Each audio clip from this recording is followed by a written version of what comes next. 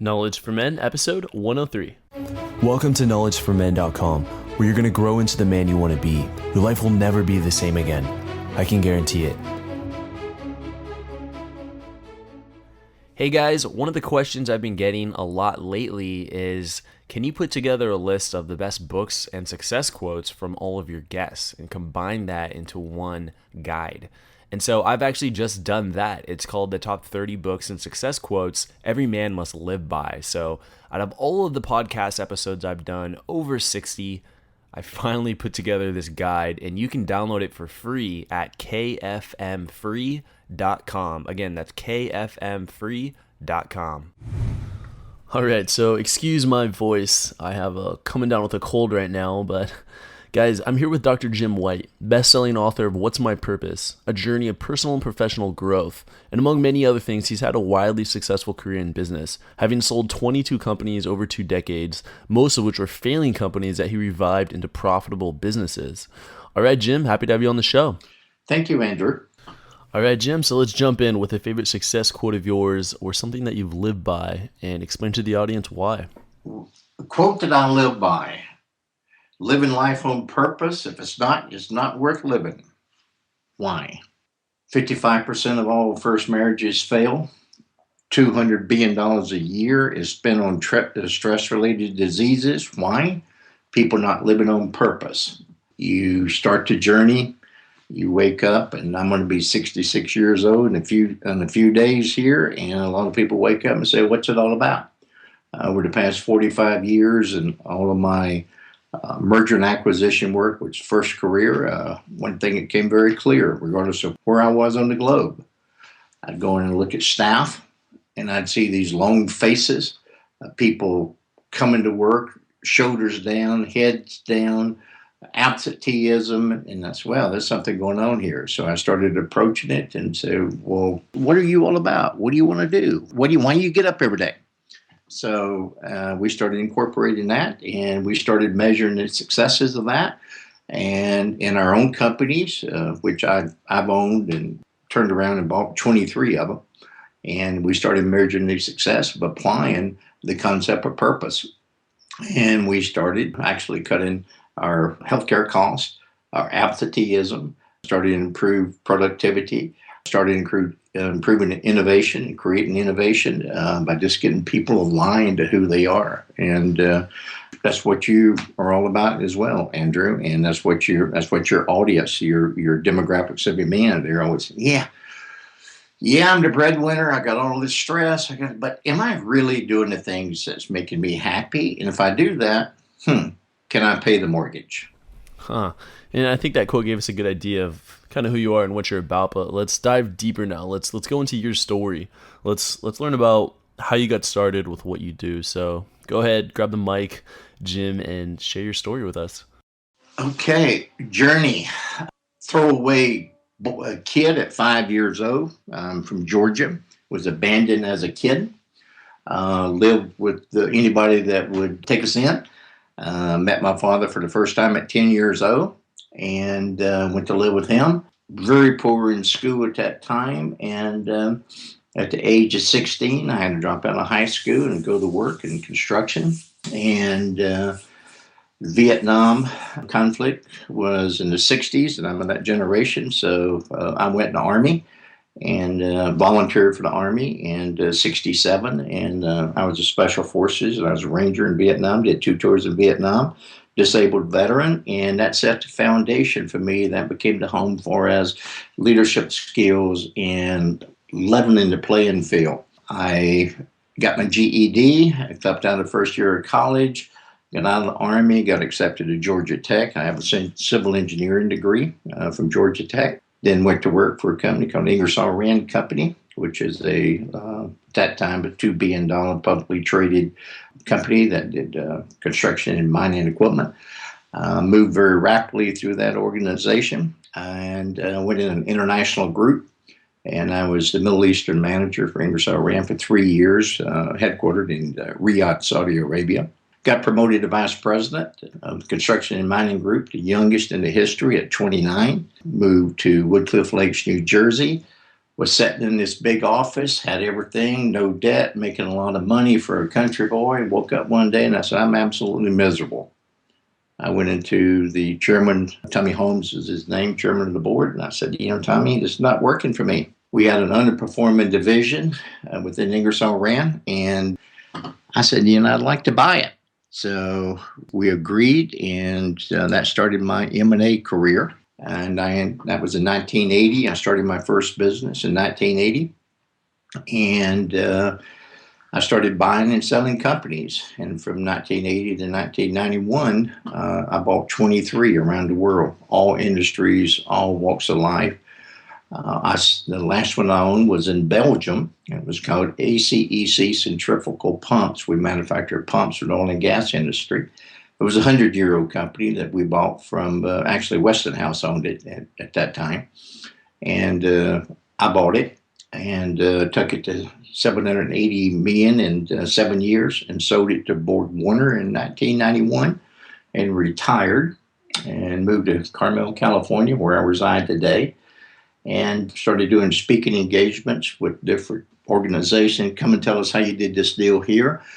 Well, as they say, fast forward 24 years later, I have a pretty large consulting firm, and it's called J.L. White International. We have 136 consultants worldwide, headquarters in Boca Raton, Florida, and which I moved there in 2006. When I started doing the consulting work, I said, I'm going to do it differently. And when everybody says that, but what's that mean, White? And so I said, well, I'm going to take the stuff that actually worked, and haven't hired a lot of consultants and don't want to offend anybody or any of our audience for consultants, but I never really got what I was looking for from the consultant. So I created a curriculum called Circle of Success. It's the most intense 1 year, tear it apart, put it back together process. And in 1993, I created a personal growth module. I called it, didn't know what else to call it. And because I'd found that the business itself was pretty easy, but it was all the DNA, the walking, breathing folks that bring all the baggage. So I started to approach the individual side, the more the holistic side, if you will. And that was somewhat of a challenge, especially in the Fortune 500 companies, where you'd go into the CEO and say, hey, we got to deal with your stuff. And they look at you like you got three heads and I just want to deal with numbers. Well, you got to deal with the people and align that. And so we started developing that process. And like I said, 24 years, actually it'll be 24 years, September the 24th, this coming up, that we've been in business. So it's clear here that you've had a really successful career in business. Now, at what point did the what's my purpose, this cause that you have, come into play? What's my purpose continued to raise its head because I was developing different components for consulting and practice.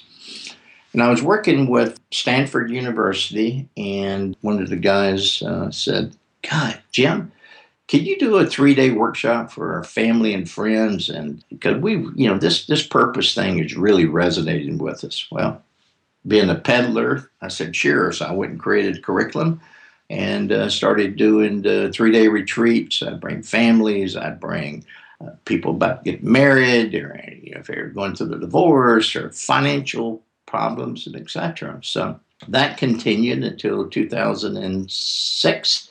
I was at an event in Washington, D.C., and I met Jack Canfield, Chicken Soup for the Soul series. I think everybody knows who Jack is. And we were talking, and he says, Jim, good stuff you're doing, but you need to get on the best-selling author thing. I'm not an author, Jack. He said, sure you are. I've seen the material, put a cover on it, and publish it. So that's what we did in 2007. So we got Jack and all of his gurus in the self-help world that got behind it, and it did become that. Then we started doing the courses, home study course. And I was looking at, how can we make it better? Technology started getting better and better. So I've always been pushing the limits of that. And then we had a 12-week course that we created online. It was a live course, come together, do the homework, and I would walk you through each and every piece that you had. And so we continued to develop that until 2012, 2013. I started, how can I do it better? It's always, how can we get better? How can we reach out to people? How can we give them real stuff? How can we really demonstrate in a measurable way that if you will take the time and go through a process of really defining that purpose within you and then get that aligned. And I know that sounds pretty simplistic, but most people don't do it, unfortunately. So here we are today, and we're just trying to get better and better and better at delivering and bringing different medical professionals to the journey. Our vision is one world living on purpose, and I think if we can really keep hammering that message, bold message, will I ever see it in my lifetime? Probably not, but I'm going to continue to do everything I can to sing to the top of the mountains, one world living on purpose. Maybe we should take a different approach, and other than deciding to start creating wars and hungers and all these other bad things we need to do, it's got to start someplace. So that's the direction that we're going. Yeah, you've had such a wide variety of different job roles in your career. I wasn't aware that you served in special forces in Vietnam as a ranger. Now, did you ever have a light bulb moment in your career where you realized what you were doing wasn't right? You were doing the wrong thing, and you knew that something needed to change. I did, Andrew, and I never will forget it. It was February in 1980. I came to work one day, and I was with Ingersoll Rand at that time, and I was vice president. My group was $1 billion in revenue, and I was just lost. I couldn't put my fingers on it. I was lost. I wasn't happy. Marriage wasn't going well, and I started searching, and I started reading, and I came across a classic, Napoleon Hill, Think and Grow Rich. Came across that little book, and I couldn't get enough of it. And I started research, and that started my journey of what makes us tick. And what I didn't finish is my PhD that I got later on in life is in psychology and organizational behavior. Why? Fascinating about human behavior. Taking all of the experience that I've been so blessed to have from a business standpoint and translate that into individual behavior. What makes us successful? Why is there such a divide between ethnic groups? Why do some people get up and just have that burning desire and others don't? So that started that journey. So I never will forget it. It was February 1980, and that's put me on a path. I've been on a constant search, trying to understand, trying to teach and coach and mentor in a way that's humble and no ego associated with it, but just trying to get a pure message. And if we can look at someone in the eye or from your audience that can just hit on one thing that you and I are doing today, so aha moment, and then we've had a pretty good day. Yeah, absolutely. And Jim, what do you think is the importance of finding your purpose? What if you're just so busy with life that you're just doing your own thing, you're making good money, but you're not really passionate, or you don't really know your purpose? So what do you think is the main thing going on here? Why does a man need to find his purpose? Well, the importance is, if you live a life and you know where you have joy, live it in the present. I know from experience, because I did not live my purpose. I've been on both sides of it. Man, I abused it. I did everything. And in the early years, when I was blowing and going, I abused power. I abused alcohol to a degree. I did all of that stuff, and I was miserable. And then when I started realizing, man, there's got to be more to this. So I got to a point where blood pressure, cholesterol, overweight, you name it, I was the walking heart attack to me. And when I started changing lifestyle, and when I left the corporate world and started my own business, that's what I was meant to be. meant to do, excuse me. And then as I started looking at each one of these businesses, yes, I made money in those businesses, but as the years progressed, I was still not quite there. Not all of that absolute joy of jumping out of the bed. Yeah, we could make the money, but I was missing. And it wasn't until I started, it was, I know, 1994, when I really started to work on this purpose piece. Then I woke up and said, wow, I spent all of these years getting ready to be able to deliver this message. So I use me as an example. So the day, like I'm going to be 66 on September the 29th, I am the best physical health I have been in 40 years. I'm on no medication whatsoever, blood pressure, cholesterol. I am fit and I got the best life. And my doctors look at me and said, my God, what did you do? Now, I'm also a disabled veteran from Vietnam and Agent Orange issues and certain things like that we're always managing. But I look at it today, health-wise. So defining that purpose, and what is my purpose? To inspire individuals and organizations to live on purpose. How do I do that? By doing what you and I are doing today. And what's my purpose? At every opportunity we get to say, there is a better tomorrow if that's what we want. But at the same time, you got to learn how to live in the present too. And then you can align your life with the right life partner, getting the right job. And that's from our consulting side, we took the approach, is define the job behaviorally versus by using a resume. So it's a very unique process that we use there, is to be able to get that right person in that job. So when I say reduce healthcare, man, we've proven that. Organizations that we work in that's develop our culture, I've got one that reduced healthcare costs last year by 60%.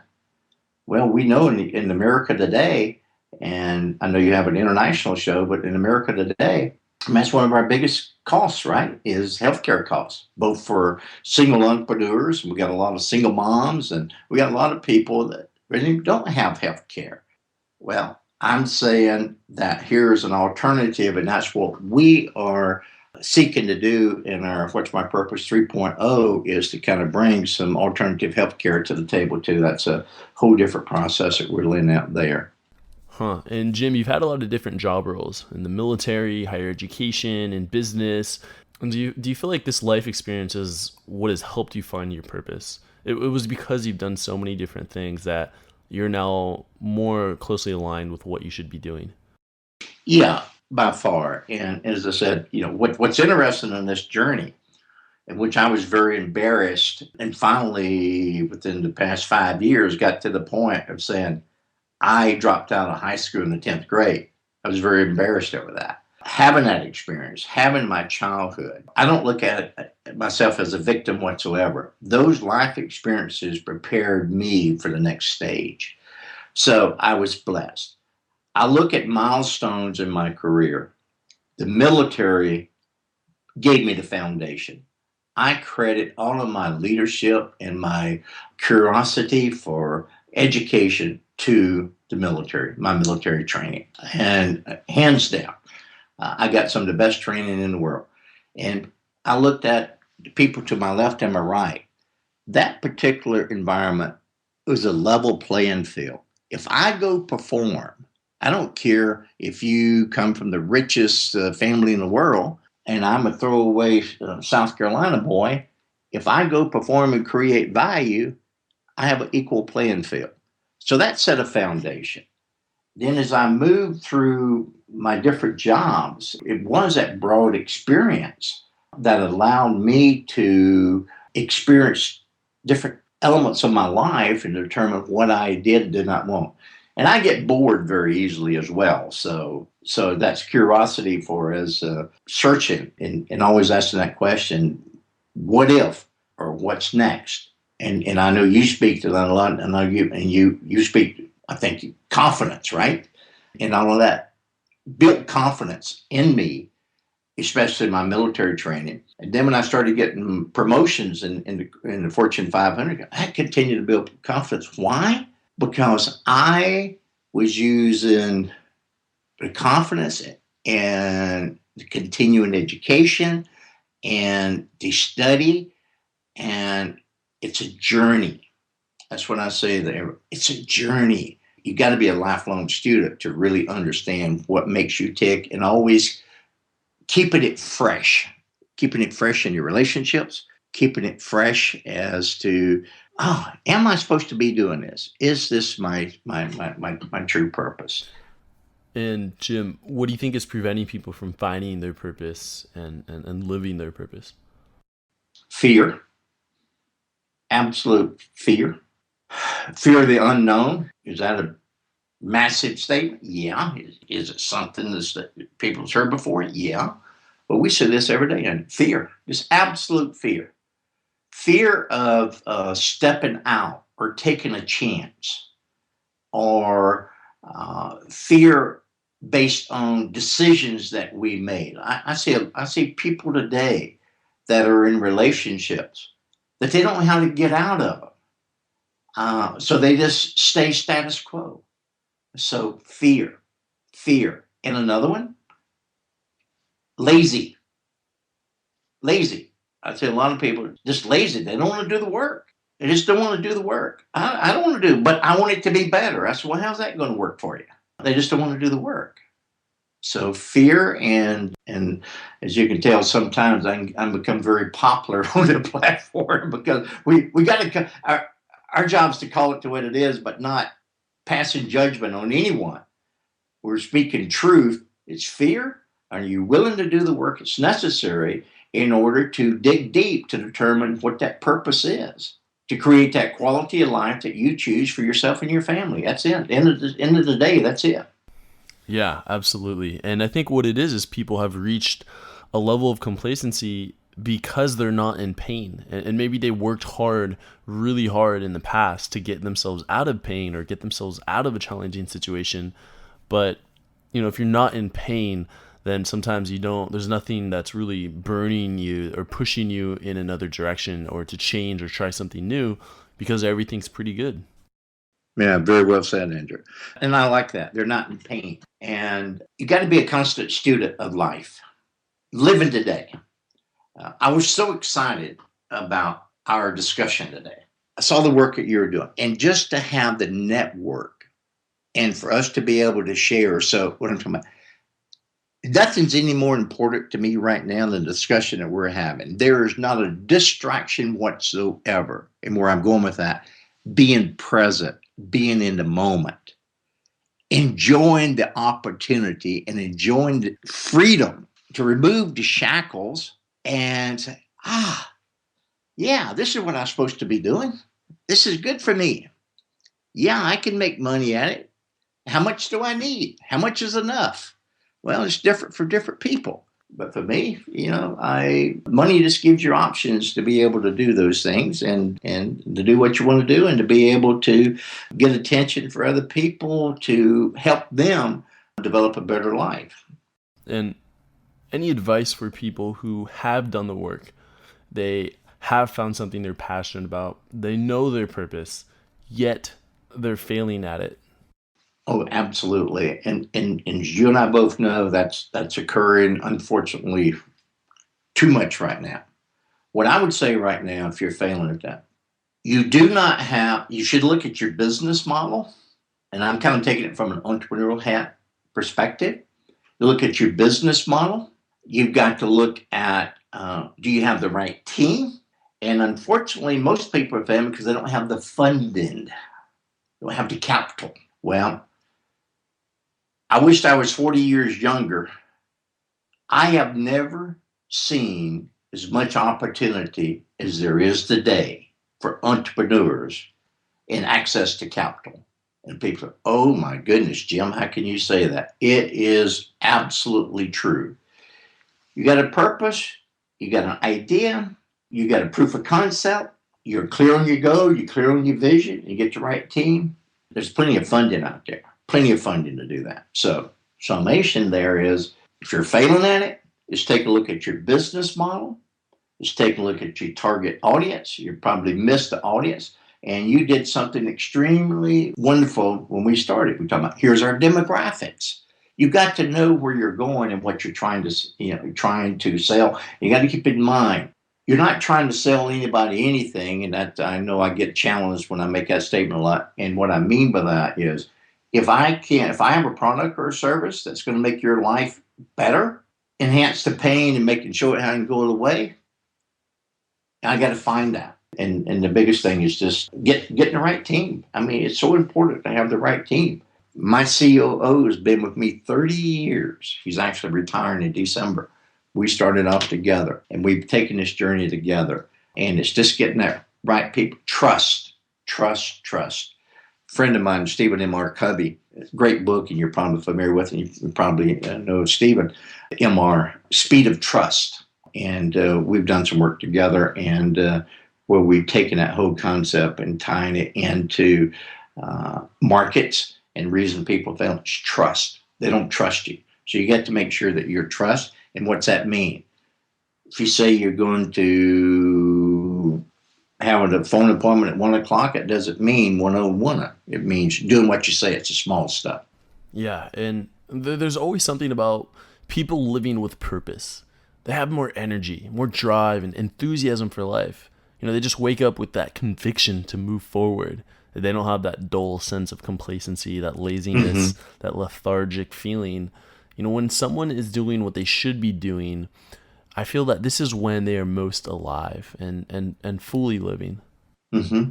I agree. And that's the case. Artist friends, a lot of the artists, as we know, they love it. And unfortunately, so many of them are just barely making enough money to pay the rent. But yet, God, you're happy. One of the pieces that we attempt to bridge, and thank God pretty successfully, is to say, you don't have to be a pauper to live your purpose. There is a way to create a quality of life by living your purpose. And I get people to say, Jim, I hate my job. That's a strong word. But my God, I love to paint. That's my purpose. But I can't make any money at it, for example. And I said, well, okay. You have got, if that purpose is, I want to become a great painter, and you can't sell your work, feed your family or yourself, then you become a burden on society. So I would question, is that your true purpose? Because if it's not your true purpose, and if you learn it, and if you have it, which is in 8, then I say, then you need to look at your skill set, because you have the innate purpose, and skill, as we know, something that you learn. So if you believe your purpose is to be a painter and you're not really succeeding at that, so you need to look at the skills and what you need to develop those skills in order to turn your purpose and your passion into a product or service that you can take care of yourself, and you don't have to be person that's just getting by the month. Yeah, I absolutely agree. I think with any type of venture that you're trying to start, you're going to have to learn some extra skills like marketing, sales, negotiation, things like that, so that you can make money. Your skill alone may not make money, but you can find ways around that to help you make money. I can definitely relate. When I first started this podcast, it wasn't making me any money. I had to learn marketing, I had to learn sales, I had to learn a lot of things in order to make this, so that this podcast actually earns money, and I can make a living doing this. And it just continues to grow. It's amazing. But Jim, let's now enter the knowledge round. Are you ready? You bet. Do you ever have so many books to read that you end up not reading at all? You have so many books in your library, on your list of books that you want to read, but you don't know which books to tackle first? I know in all of my episodes, I ask guests, what are your favorite books? What are your most influential books? And they always list 3 or 4. And I always ask guests for their favorite success quote. I find that quotes can be so powerful sometimes, yet There's so many available. So what I've done is I put together a list of the top 30 books and top 30 success quotes that I think every man must live by. And these are directly from guests on the Knowledge for Men podcast. And as you know, some of the guests on my show sold their companies for millions of dollars. They're running billion-dollar organizations. They're dating coaches. They're health coaches. They're entrepreneurs. They're celebrities on TV. They're mixed martial artists. Just this wide variety of great minds. And I put together a list of the top 30 books and top 30 success quotes that every man must live by. You can download this guide for free at kfmfree.com. Again, that's kfmfree.com. Welcome to the Knowledge Round, where the guests will be asked rapid-fire questions to give the audience invaluable pieces of wisdom to help transform their lives. Starting in 3, 2, 1, showtime. All right, Jim, so what was holding you back from becoming the man you are now today? Fear. Absolute beginning, fear, low self-esteem, believing that I was not loved as a kid and abandoned. So that was the biggest thing. And what did you do to overcome some of those challenges? I'll keep going back to just believing. There's just something happened. And I remember I was 12 years old. And I remember I used to be bullied a lot and in those days. And then something just turned and I said, I'm not going to take it anymore. And then I said, knowledge, study. So I started studying and knowledge and creating more confidence in myself. And that started turning it around. I like that. And Jim, have you had a mentor in your life, someone who's helped you out along your journey? Who is this and how has this person helped you? I sure can. His name is Orville Freeman. Orville Freeman was Secretary of Agriculture during the Kennedy administration. I worked for Orville for 18 months. I led trade missions for him and Orville Freeman. And most people don't realize, but he was actually slated to be the vice president of running mate with John Kennedy.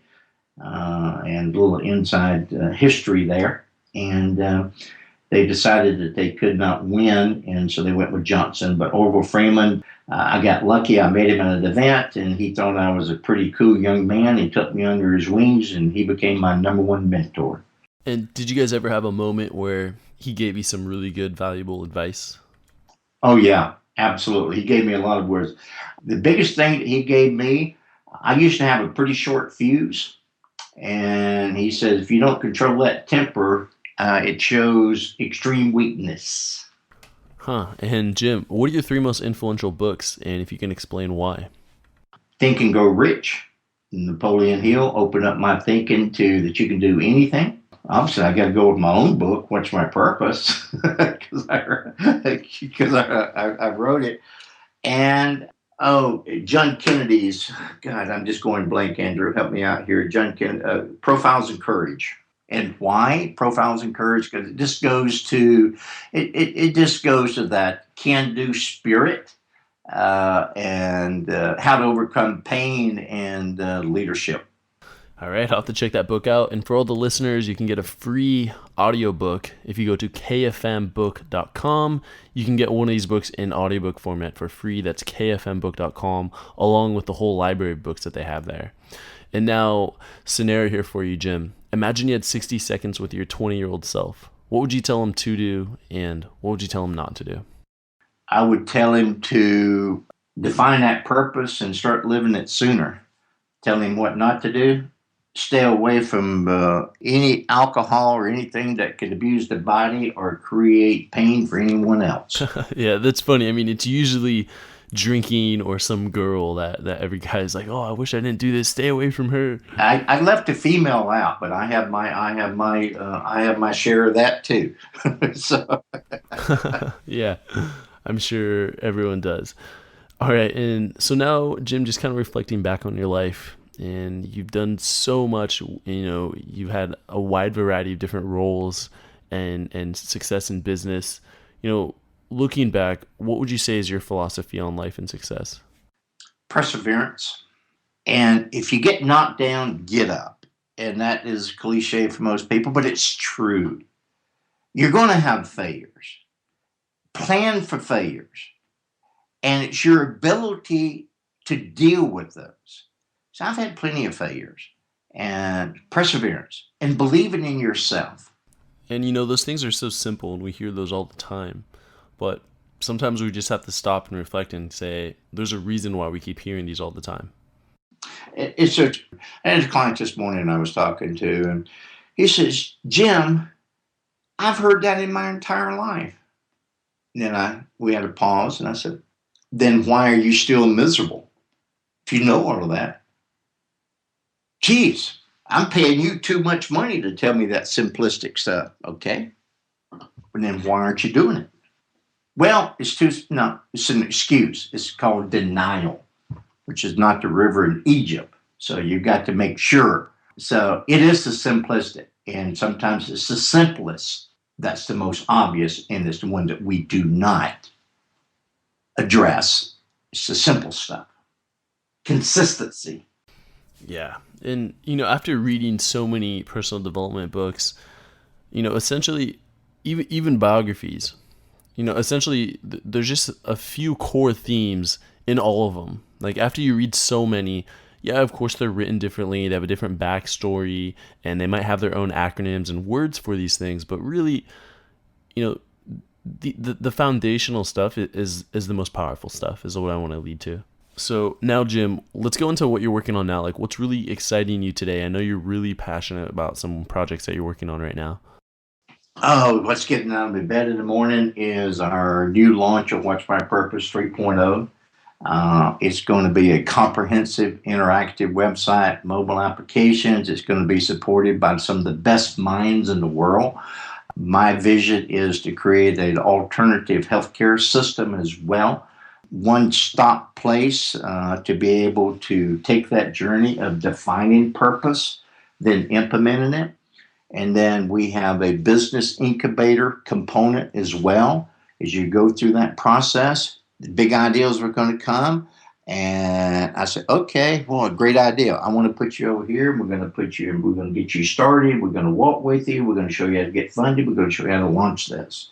So those things are so exciting. I mean, I am so excited of this new project that we're embarking on right now. I just can't wait. I don't want to go to bed at night. I know the feeling. Sometimes you're just working so hard. You're just in the zone, and you know that the sane thing to do would be to stop and eat some dinner, but you just don't. Like, you're just so on fire that you don't want to stop working. Yeah. And I see that from your work, and it's just like, God, I have no time. I'm having more fun. And people say, well, don't you want to go play golf? No.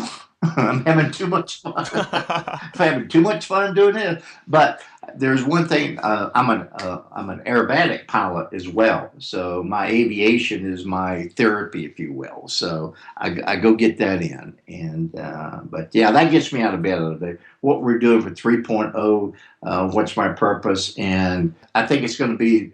I think it's going to be one of the biggest things that we've done in my entire career. And that's the legacy piece. Leave some pieces and get a foundation in place. And I got to be careful. There's a lot of self-help and I certainly fall in that genre, I suppose. But there's a lot that is just after one thing, and that's not giving all the good information. And I just want people to have access and know that everybody can have access, and it's just not available for the rich or the rich. Have access to tools that they can use and start implementing without taking 100 years to figure this stuff out. And do you have a website for all the stuff that you're working on right now? No, actually the website, I thank you for a great clarification. The website is whatsmypurpose.com. It is a current website. It is a current membership site. We have members. I got 28,000 people in that site right now. What we're doing, that site's going to remain up until we got a whole different site that we're building behind the scenes, which we will integrate in a new launch in March. But we're up and running today. We're taking members every day on whatsmypurpose.com. All right, just want to make sure I got that in there. And Jim, I'm really excited for the work that you're doing. I can just feel you coming alive through the microphone. Just, you're really passionate about the work that you're doing. Thank you for sharing your story and the lessons you've learned in life. I really appreciate your time. Thank you so much, Andrew. And I really appreciate your time. All right, guys, that's going to wrap up episode 103 with Jim White. Just wanted to announce that the Knowledge for Men podcast just hit 1 million downloads. Thank you for listening. That's it. Just thank you so much for being a part of this movement and just really supporting this podcast, and what's happening here is just incredible. So in over 100 countries, 1 million downloads total, and it's just continuing to grow. And it hasn't even been a year yet. The year anniversary of this podcast is actually going to be November 18th. Just so grateful to have this opportunity to share my thoughts, my feelings, my words, and to interview other just guys who've had some crazy stories, and just to pull out their life lessons and to put all that together and record that and share that with you. I'm truly grateful. If you've had any experiences listening to the podcast, of course, I want to hear from you. Just email me at andrew@knowledgeformen.com. I love it. So again, we just hit 1 million downloads. I appreciate your support. I'm extremely grateful. Let's keep going, guys. Thank you for listening to the Knowledge for Men podcast show. It's been a pleasure having you be a part of a thriving community of men who want to crush it in all aspects of life. I'm on a mission here to inspire millions of guys, and with your help, we're going to make a dent in the universe. Check out knowledgeformen.com for a ton of free content that's designed to help you live a remarkable life. Again, that's knowledgeformen.com. I hope to see you there. And always remember, 2014 is the official year of the crush, where we take action to get the life we've always dreamed of. This is your host, Andrew Farabee, and until next time, let's do it.